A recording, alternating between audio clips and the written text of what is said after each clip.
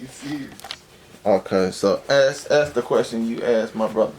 Uh, how do you go about um the business side of the customs, like with the deposit and things of that such? You know what I'm saying? Folks not, you know what I'm saying, japping you out and stuff like that, man. I'm really curious, bro. Okay. Y'all gonna have to get the low angle because I'm looking a doggone mess right now.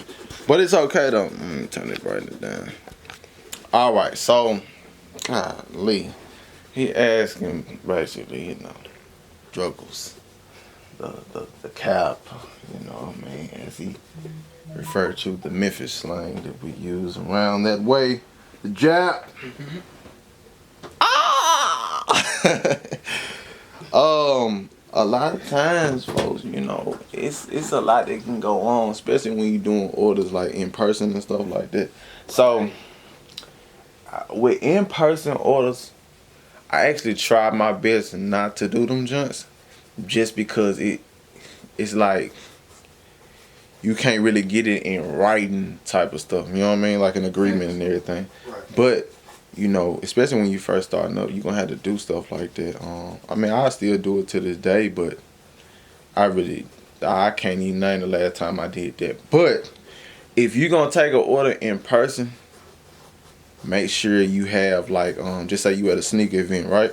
And you got people wanting to place orders. I know my hair look a mess. Hold on, let me fix this real quick, y'all. Okay, I'm alright now. I'm not semi-cute yet. Y'all know I gotta get to chopping my hair down for me to be semi-cute. I'm still ugly, but if just like I was saying, you at a sneaker event, right? You trying to get folks to place orders or whatever. Somebody want to place an order. Make sure before you go to that sneaker event, you get you a little printout like of order sheets or whatever. Have it organized. Maybe have you like a binder or something like that. Just try to make it as professional as possible. It like crazy in the background, but try to make it as professional as possible. Have them have a section where they write their name, number, address, all that kinds of stuff. A description of what they want done, all that kind of stuff. You write down the price, you know what I'm saying? Had them sign them old school, you know what I mean? And then they pay you your deposit. We don't move. Let me tell you something. We don't move without a deposit. That's just one thing we don't do.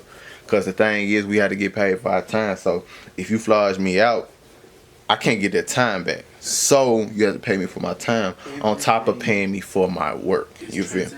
Yeah. You always gotta get that little transaction. Gotta get that little chicken. You feel me? Mm-hmm. So that's my tip on that. If you're gonna be taking orders in person, definitely have that sheet to write out.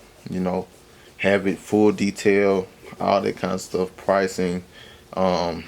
If you can't have receipts for them for when they pay their deposit and all that good kinds of stuff, just have that little paper trail, have everything in writing, the contractual agreement and stuff like that if you're going to be taking orders in person. So with that being said, this is just a little quick tip, for y'all, and let me get back to work.